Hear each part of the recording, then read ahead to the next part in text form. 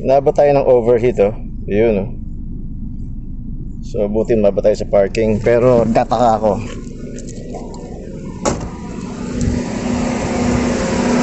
ang baba. Yung radiator nahawakan. Oh. Napansin ko lang dito, baka may loose wire dito sa sensor, dito sa ilalim. And both radiator fan are running. Normally isa lang dapat yan eh. Isa lang dapat ang gagana sa Mazda, unless kung naka-AC ka. So hindi mo naka-AC, pero ang baba, oh. Nakahawakan ko pa.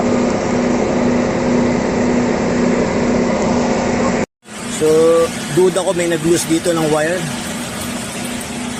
Yung temp sensor, kada ligo ko sa kaliwa bumababa eh. So okay lang yan ibiyahe dahil mababa yung tubig eh, yung radiator na hawakan. So pwede na yan.